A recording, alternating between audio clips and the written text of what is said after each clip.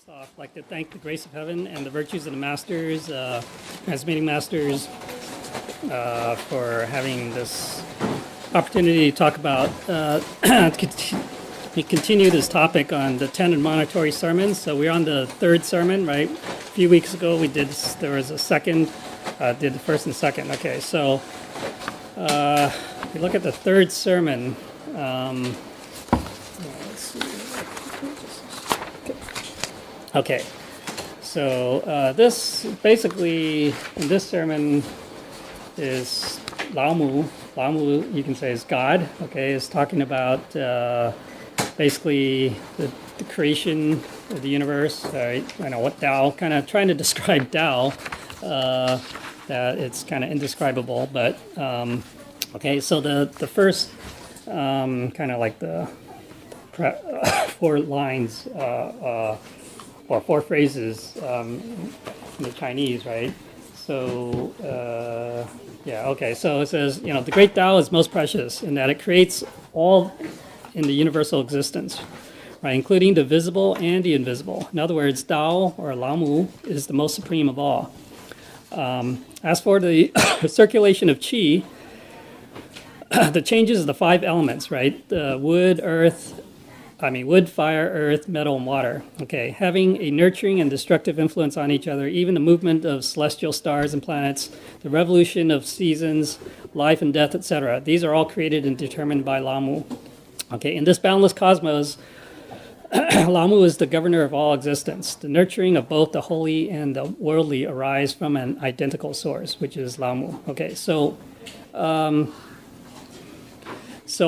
even, all right, I mean, as human beings, of course, we only kind of see the things that are formed, that have an appearance. But there's a lot more to all of, I guess, the existence, okay? So there's Tao. So it's not just the visible universe, right? It goes beyond that. There's also, talking about this qi, this circulation of qi, or like this energy, right? And so I mentioned like the five elements, okay? Having a nurturing and destructive influence. Okay, so let me just show you this. Oh, oops, wait, not this thing. Wait, Sanjay. Oh, okay, yeah, he mentions this thing too, but. Okay, before I get to that, then let me just mention this. Right, in Chinese it mentions the Sanjie. So it says, in English they just said in this boundless cosmos. Okay, so Sanjie Sifang. So basically everything, right? So the Tao encompasses everything, right? So not just the visible universe, but even the invisible, okay?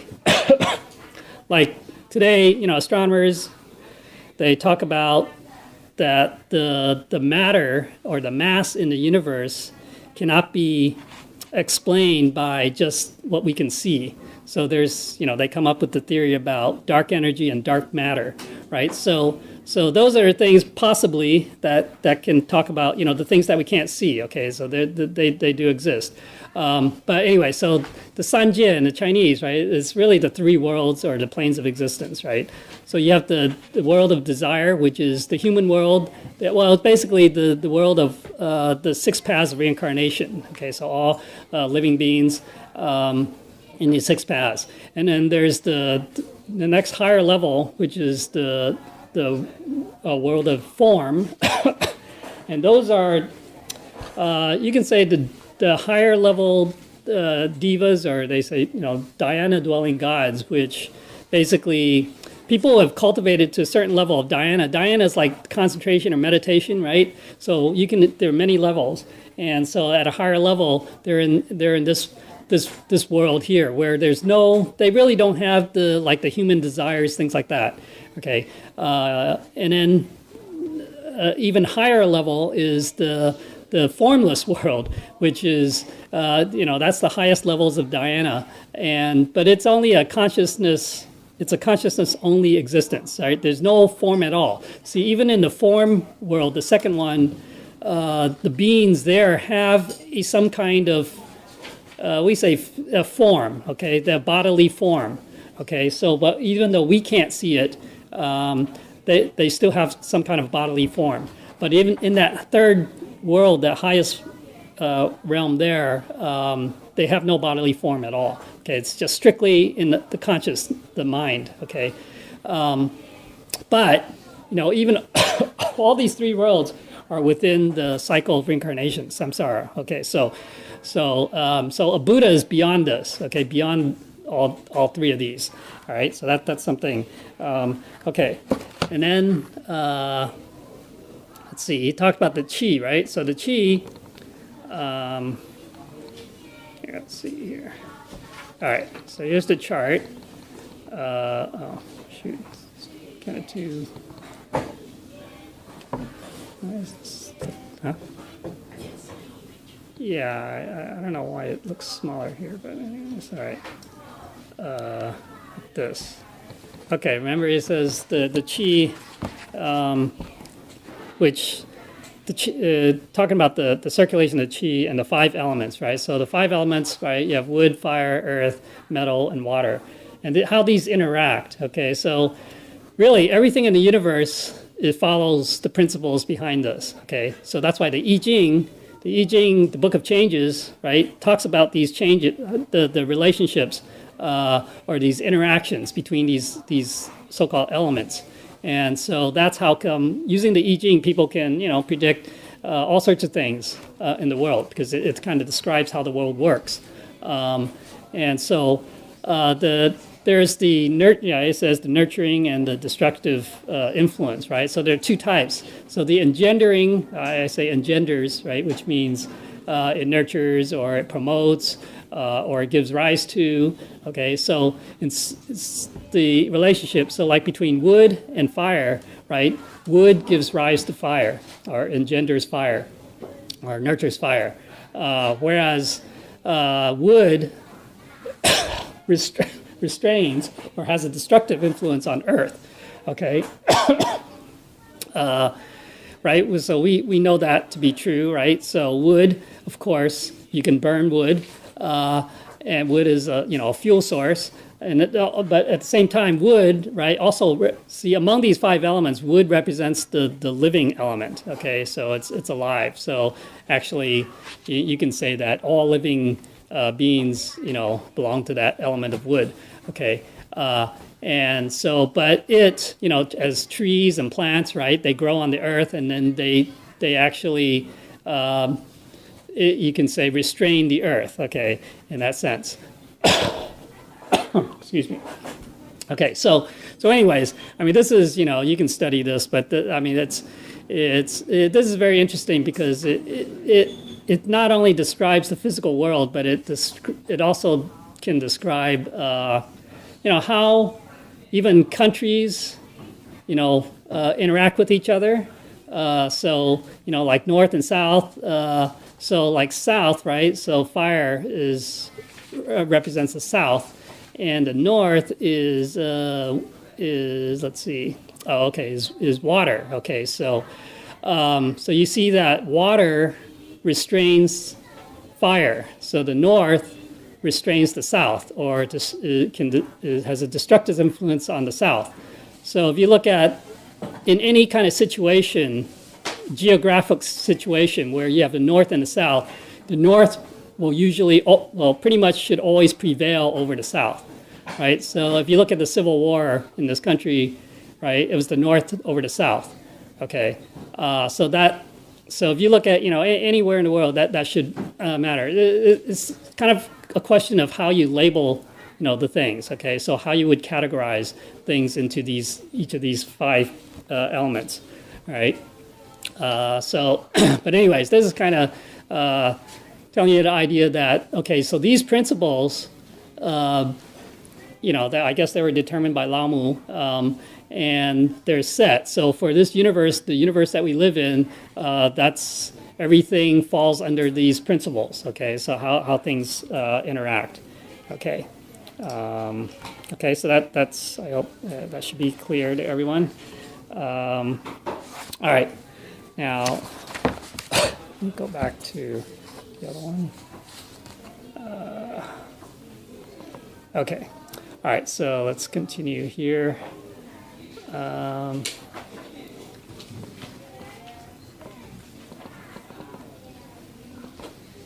Okay, so the third admonitory sermon that I want to convey is that you should recover your original true nature as early as possible by realizing the truth and heavenly Tao thoroughly. In fact, Tao exists and is always there, even if it cannot be seen or heard. It sees through the false and all illusions, being so unseen and unheard that it seems like a void. It is not a void, however. True emptiness is not empty. Okay, from a worldly perspective, things that exist have their physical forms and can be seen or heard. And what is formless can exist, but cannot be seen or heard. It is the root of all existence and non-existence, formed and formless. It is neither existence nor non-existence, right? Neither form nor formless. That is what makes it supreme and all-powerful. Actually, anything that has form caters to the visible formed beings or things. And what has no form is often considered void. The void can give rise to the formed, and the formed will eventually become void. Therefore, the void and the formed are one. Both sides may easily switch to become the other. Right? So that's very interesting because, we always say that the Tao is something that we can't see, right? But yet, it's not empty like empty space, right? Empty space. Where there's nothing there. There is still, we have to use a word, so we say something, but it's like, I don't know, it's like the Buddha nature, okay, or God, or Lao-Mu, okay. So there's something, and that something can do anything, okay. So everything, so the whole universe is created from that quote-unquote nothingness or that void, okay? But it's not true emptiness, right? So people who meditate on emptiness, right? Emptying their mind, that's empty, but that's not the true emptiness that we're talking about here, okay? That's just like empty void of anything, okay? So that's not the same thing. Right, so this emptiness has, in Chinese it says 真空妙有, right? So there's a true emptiness, but there's also this marvelous existence within it. Okay, so that's how we can have the universe, right? The universe came about from nothing, right? Let me go to the other thing here. Okay, so here. You can see, right? So it starts off what we call the wuji, or that void, which is a state of stillness, right? So this is before the universe. So this is God, or Lao-Mu, or Tao in its original state is the state of stillness we call wuji. So now when we return, so we say when you receive the Tao and we return back to heaven, we return back to that state of wuji, all right? So you can say it's a absolute state of stillness, but it's not. If it was just still and it never changes, then nothing will ever happen. Okay, but because it also follows you can say a cycle. It also follows a cycle. Okay, so everything is cyclic. Okay, in this world that we see, and also in the unseen before the universe is created, everything is still, there's a cycle. Okay, so it goes from a cycle of stillness to activity. All right, so the next thing, then there's activity. So for example, if we are, that stillness, you can kind of think of it as when we're sleeping, we're unconscious. Okay, so there's no activity, no mental activity, right? But at some point we wake up. Right? We wake up. However we wake up, it really, usually it's not, sometimes we depend on an alarm clock, but sometimes we'll just wake up by ourselves. Okay, so how did that happen? So the same thing, that stillness that can suddenly have an action, okay, so can suddenly start moving. In other words, like we have a thought that comes out of nothing. Okay, so then once you have that motion or activity, then you can have change. Okay, so things can start changing. Okay, so once you have change, then it goes to that duality. So that Taiji duality, what we call that yin yang, right? So then that's where we have distinction or differentiation, right? Originally, it's all oneness, right? There's no duality, there's no male, female, no positive, negative. But then from that, somehow, we can't explain it, okay? It's amazing that it can just produce the positive, negative, male, female, this light and dark, etc. So that duality, okay? So, and then once you have that duality, then it goes to what it calls the four forms, which is what we typically see as that yin-yang chart or the Tai Chi chart with the dots within those two, the light dot in the dark part, and then the dark spot in the light part. Okay, the yin. And so in other words, everything is relative. Okay, so there is a bit of yin in the yang, and there's also a bit of the yang in the yin. Okay, so it's not absolute anymore. All right, so then from the interactions of those, which also follow, right, the previous thing that we talked about, those 5 elements, the interactions, then you create the universe. Right, so everything in the universe is created from that. Now we say, is the God of the hand of God is in everything, right? So basically, we don't really mean that God is actively doing things to make things happen in the world. I mean, basically, all God had to do was, or Lao-Mu had to do, was just create the universe, right, from the Big Bang, and everything just follows from the principles that are already established. Okay, so let's see here. Whoops, what's this? Oh, no, it's not responding anymore. The arrow. It's not, I don't know what's happened here. Stuck. Huh? So in this case, would it be the day and night? Yeah, it can be day and night. Right. 4 seasons. Yeah, then you have also the 4 seasons. So those changes occur because of that. There's also the separation, right? The separation between the yin and yang there's also a separation between, you can say, the light and the dark, or the things that are lighter and things that are heavier. Okay, so just like in the Bible, it says, there's the initial state is one of what we call 混沌. Okay, now it's jumping all over the place. Okay, 混沌, which is like this indistinguishable thing. Okay, so it's all one, and then it separates out. Okay, so then we have the light, and we have so heavens, the earth. Okay, so there's a separation. All these things start coming out from that original. So like the Big Bang, right? It all started as one thing, right? One mass, if you will, that then, as it expanded this universe, that it started to coalesce and started to separate out, right? Things start forming together and they're all following the laws of nature, gravity, etc. So all these things that start coming together. Okay, so now let's see here. This thing is crazy. Okay, all right. So, but so Lao Tzu, I guess, in the Tao Te Ching, he says, man follows earth, earth follows the heavens. I don't know. This keeps. Yeah, I don't know. Well, it's not that problem. It's the PC problem.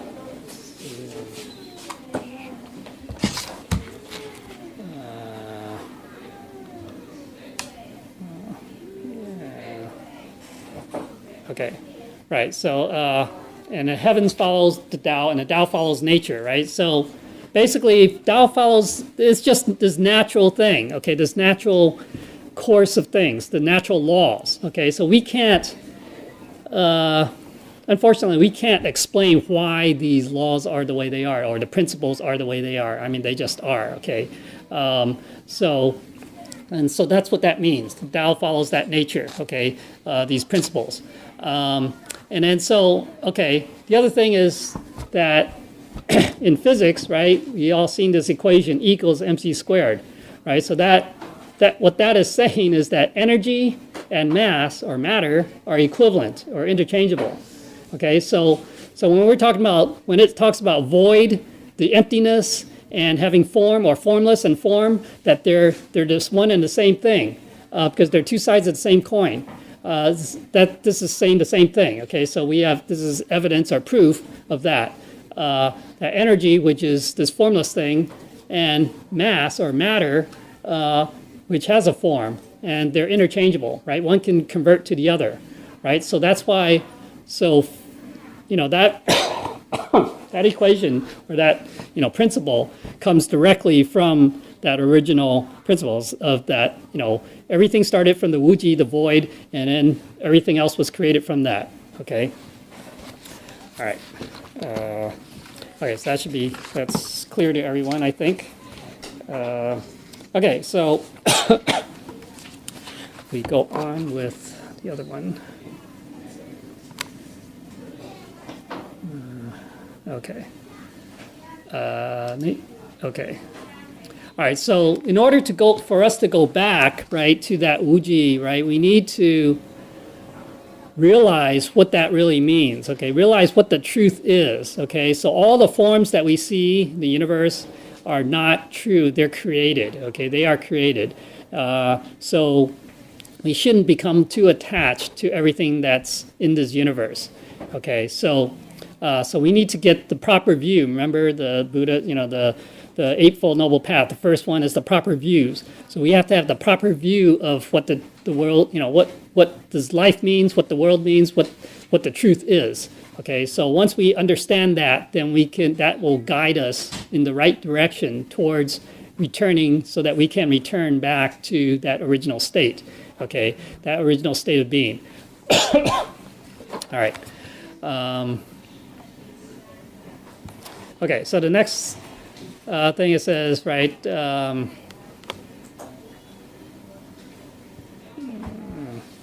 right, before the universe was originated, yin and yang, right, the two great energies, yang is solar and yin is as the lunar energy, were still one, right, okay?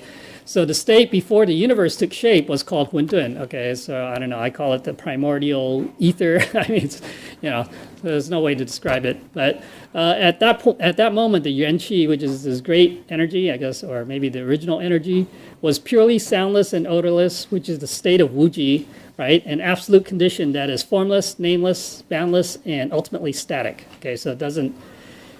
You can say it never changes. I mean, yeah.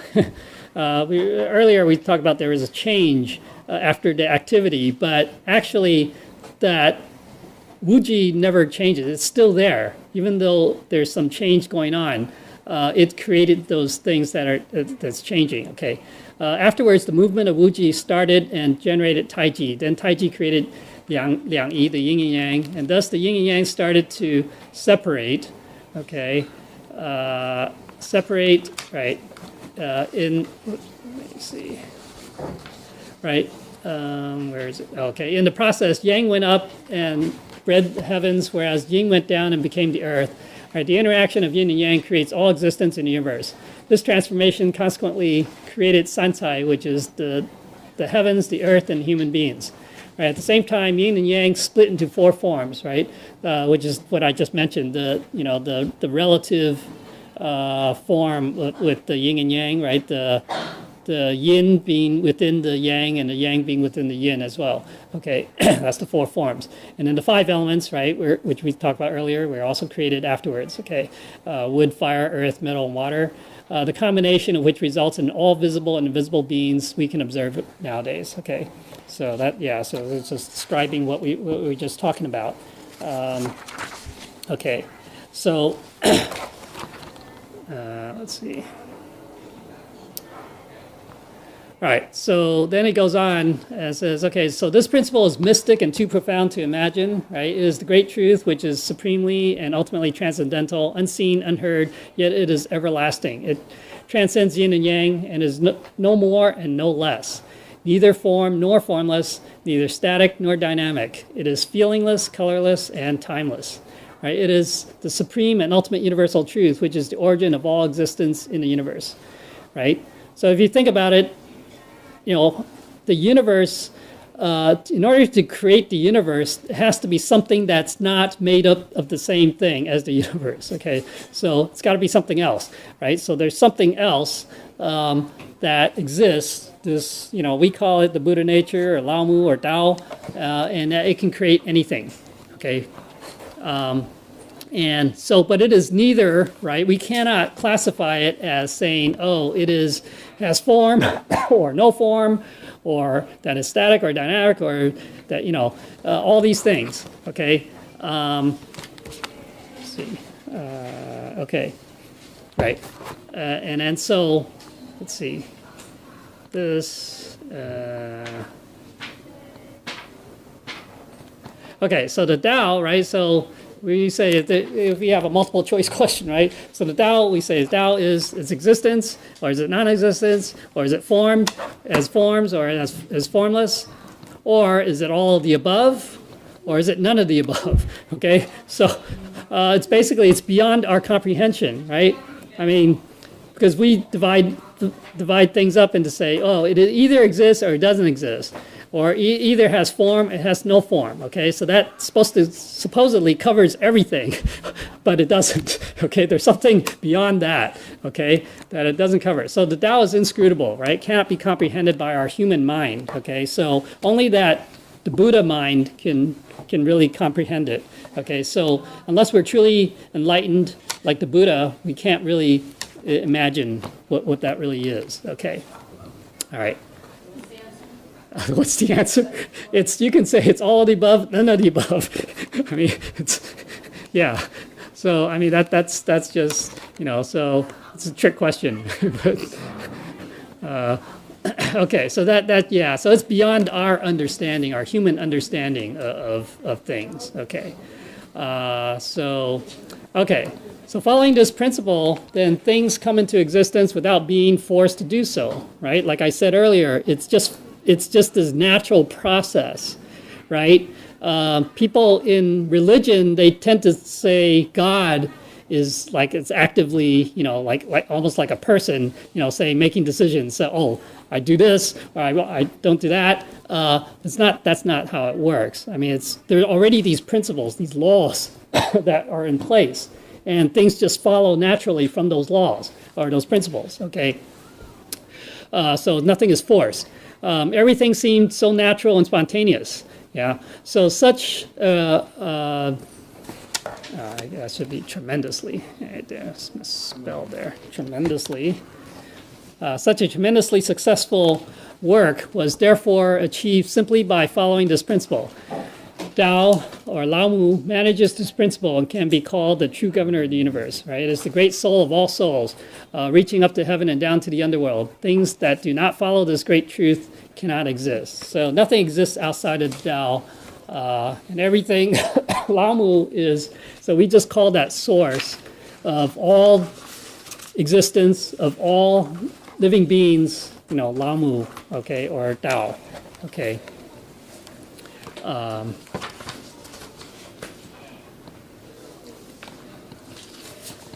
Okay, so profound as it is, right, for the purpose of clarification and explanation, it is necessary to be called Tao, or the true one, okay, so that the whole world can recover the original true nature in order to go back to be with the one.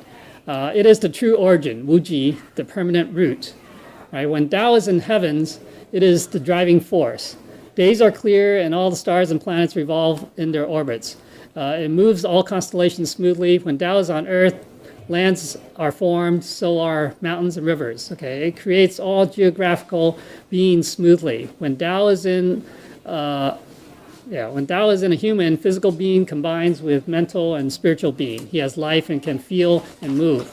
But if we were not enlightened to embrace the great Tao, he would be unable to transcend the cycle of birth and death, right? So it's important that, we have to become truly enlightened. That's why the studying that Buddha nature, we have to truly understand, try to understand our Buddha nature and actually, act upon our Buddha nature to really become enlightened. And only then can we really transcend this cycle of life and death, okay? So let's see. So yeah, all the principles are everywhere, right? So everything follows principles. That's how come we can have science. Science is the study of these laws or natural laws or principles, and so things behave consistently. They behave in a certain way that's predictable, following these principles. Okay, and so yeah. So but ultimately we have to go back. But all these. Go back to that Wuji, that state of the origin, okay, where we all come from. Okay, so in the religions, right, it says in Confucianism, Taoism, and Buddhism are all equally transmitting this universal truth, right, descended by me or Lao-Mu. Right, the Taoists call it Jingdan, okay, the Buddhists call it Sariputra, and the Confucius calls it the true nature. Okay, so so in all the religions they talk about this. Right, in Christianity you could say talking about the Christ nature, right, that divine nature.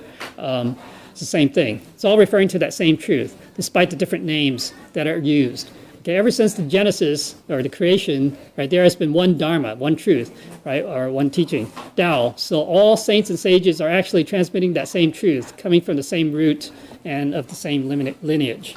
Right, so we have to kind of go beyond our normal understanding of things, or actually go beyond the superficial understanding of the various teachings. Okay, if we can go beyond this, because if we just look at the surface, then yes, we think that they're all different. But that's kind of a false view, okay, false understanding of things. Right? There is only one truth, and they're all talking about that one truth. But because it's indescribable, okay, we can't fully describe that truth. We have to use different ways to talk about it, right? So it's inevitable that you have different religions talking about that same truth in different ways. So we shouldn't get caught up on the forms, which is those words, and exactly how they describe things, because that is only one way to describe it, not the complete way, right? So there are many ways to describe that truth, all right? Okay, let's see. Okay, so being enlightened to the great Tao will lead to the realization of all Dharma, because hundreds of thousands of sutras and holy scriptures are all based on this universal principle. However, since the saints and sages returned to heaven and reached nirvana, the process of passing Tao down has stopped. Okay, only teachings with manipulated interpretations, right, were left behind in the world. Up to now, there have been 3,000 years when nobody has been awakened to the truth, and when all humankind has been distracted from it and confused by many false teachings, right? So once that, right, this is why it's important, right, to that we talk about that mandate, right, the mandate from heaven. The patriarchs, they have that mandate to pass on this truth, but when that mandate is missing, right, then it's just religion. It's just teaching, just normal teaching, knowledge, okay? And then so when it's at that level, then of course, that kind of is further away from the truth, okay, from the real truth. So we have to, so over the last few thousand years, right, the actual truth has not been really revealed to many people, right? So only today that the Tao is available to everyone, so that we can kind of point out the truth to everyone. But back then that wasn't the case, right? You had to be kind of already enlightened to gain it. Okay, all right.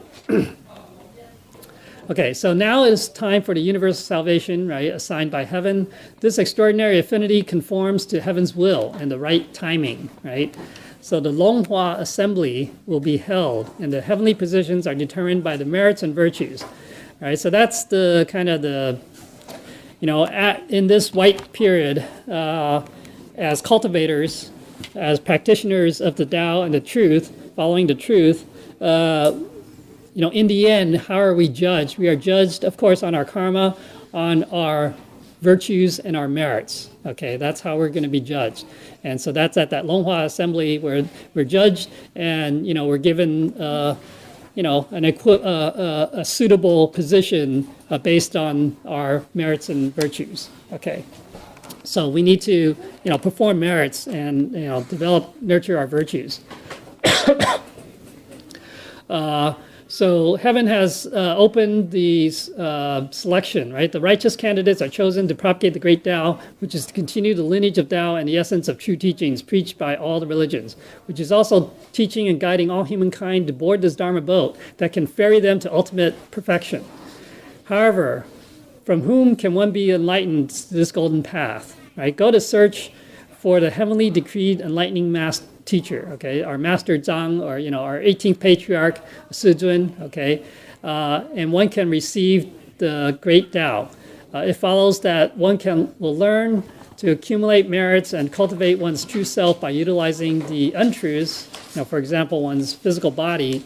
Invisible as the Tao is, one has to see through the void, or else all existence will vanish eventually, right? Because everything that we see will eventually vanish, will disappear. I mean, will be destroyed, okay? So return to emptiness, right? So we can't hold on to it forever. We can't hold on to this physical life forever, right? So we have to learn how to return back to that original, that eternal, you can say the eternal life, right, in the Wuji, okay? Let's see, yeah, so we have the enlightening master, right, enlightening teacher, Jigong Buddha, right, the incarnation of Jigong Buddha, and so Jigong Buddha is the one who, so only Jigong Buddha and also Yahweh Bodhisattva, they can transmit that to Tao, basically, enlighten us or awaken us, point out our true nature to us in this time, okay, so basically, we are very fortunate to have heard about the Tao and to have received the Tao, all right? So this is like the first step, opening the door for us to be able to transcend, okay? But we have to cultivate. We have to get rid of our temperament, bad temper, correct our faults, bad habits, and perform merits, okay? We have to perform merits. Otherwise, if we go back without merits, then, we can't really stay very long, all right?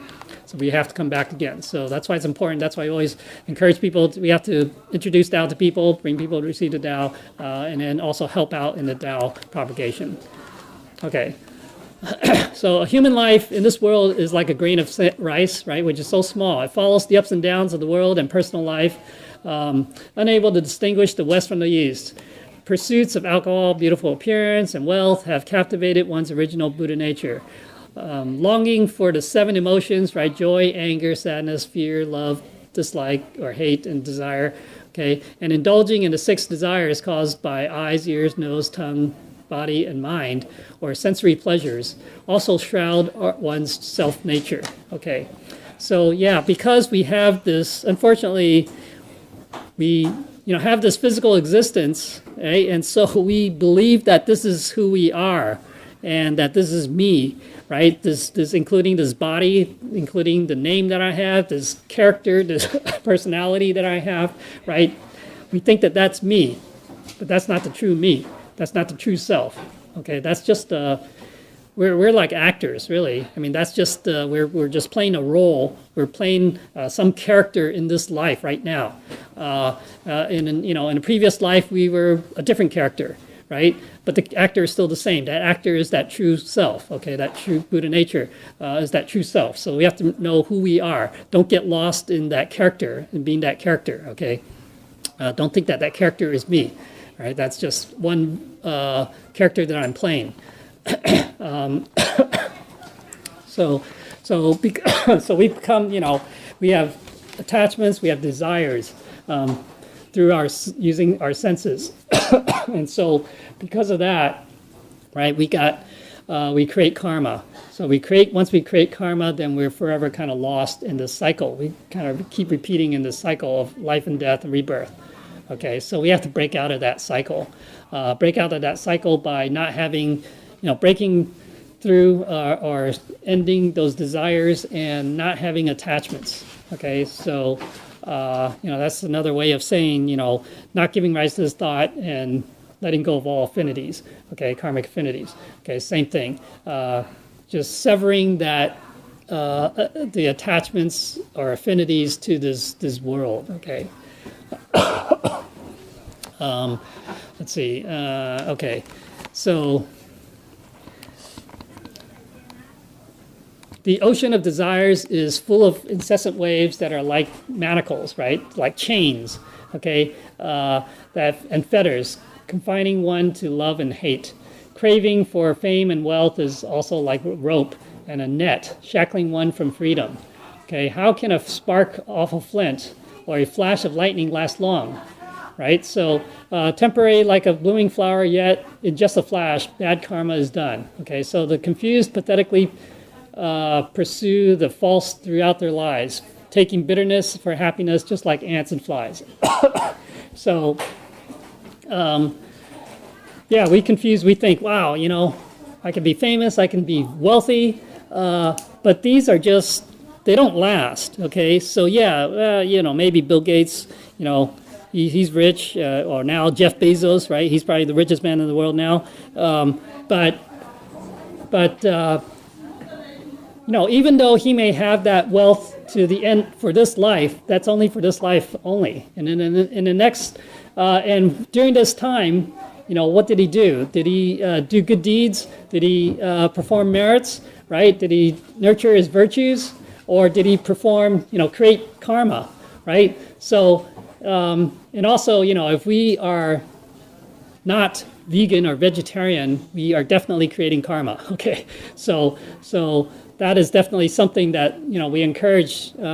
Ultimately, we have to become vegan or vegetarian in order to break that cycle of karma, okay? So as long as we have karma, we will reincarnate, and we have to pay off those karmic debts, right? So that's what it's saying, so we get confused. We think, wow, this is so important, being famous or powerful or wealthy, but that's all temporary. And it just causes us to create more karma, and we'll never leave this cycle, and we'll never become enlightened, okay? So we're all, basically, people are confused, all right, by this world. Okay, so even if a man can live up to the age of 100 years, right, his life has just over 36,000 days. But how many days can he really be peaceful and tranquil, right? From childhood to adolescence to adulthood to old age and then to death, all becomes void and null, right? In the end, everything is empty, right? We can't bring anything with us. The only thing we have is our karma and our merits and virtues, okay? So that's what's really more important, okay? More important than gold or anything else. Looking back on both what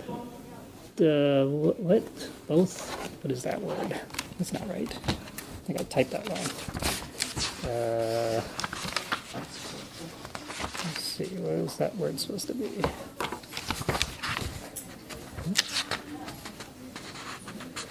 Let's see, I think there's a typo here.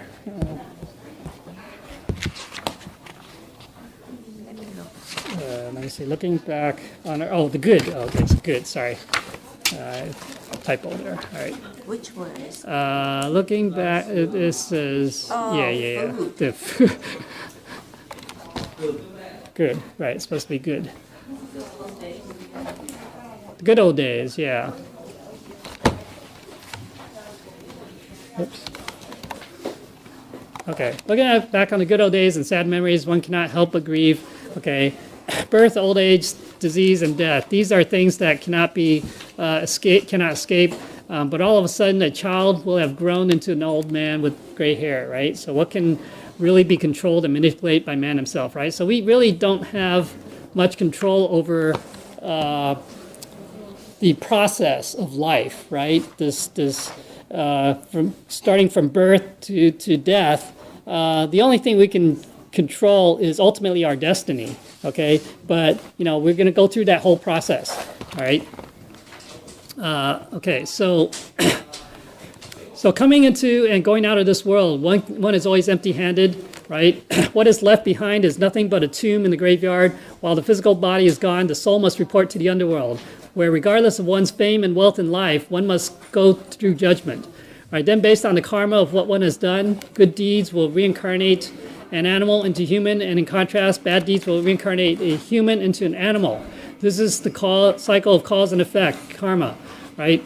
Not even the smallest part of life can escape the process, right? So that's, like I said, so don't think that as humans we will always be humans or that we will only go up. That we can go down too, depending on our karma. We can also become animals.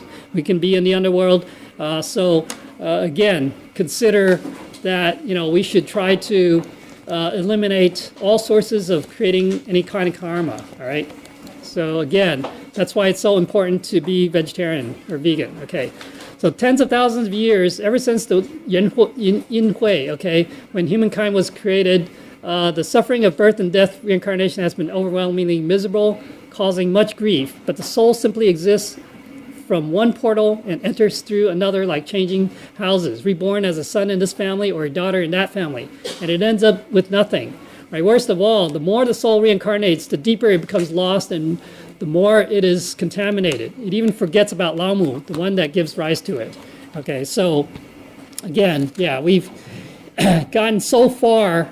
I mean, we've like left, you can say that Wuji, or we left Lao-Mu for so long that we think that, well, there is no Lao-Mu, there is no God, that I belong in this world, right? It's like a habit. It's become a habit, so ingrained. But that's, we're taking the wrong path. And so that's why the Tao is available, why religions were started, because Lao-Mu, God, wanted to guide people back to see the truth, okay, to realize the truth. So we're like, it's kind of like the movie The Matrix, right? We're in the Matrix, we're living in the Matrix, and we think this is the real world, but it's not. So Neo, right, the main character, he was extracted from that Matrix, and he saw what the real reality was like. It's not like that. Okay, so something similar to that, right? Okay, so in fact, all humankind comes from the same origin, Lao-Mu. Their souls are all part of Lao-Mu. Each soul, right, not soul, is equivalent to the other souls, right? There is not more soul in saints and less soul in commoners. Those who are awakened become saints and sages, reach perfection and enjoy eternal bliss. Those who are not become commoners because they are confused and have forgotten their origin. As a result, they will create bad karma due to their foolishness and stubbornness. Finally, they will fall into the underworld. Okay, so so the interesting thing about this Buddha nature, or you might want to say, yeah, they use the word soul, is that no matter how you divide it up, it's all the same. So, basically, let's see. Well, anyways, okay, so it's like the same thing in mathematics, right? We have infinity, right? So that Uji or that Lao-Mu or that original, Tao is infinite. And so no matter how you divide infinity, it's always infinity. Okay, so all the parts is still infinite. So that's you can't. There's no difference. Okay, so that's why the only difference is being awakened or enlightened. Okay, and that's you can say is a change of state of mind. Okay, it's a change of the state of mind. Okay, but it's not the change in the amount. You can't really quantify the Buddha nature or the soul. Okay, so it just is. But you can change the state of its being, its mind. Okay, that can change.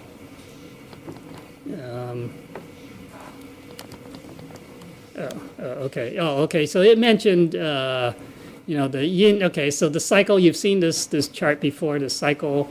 It mentioned that life. Humankind existed in the yin, right?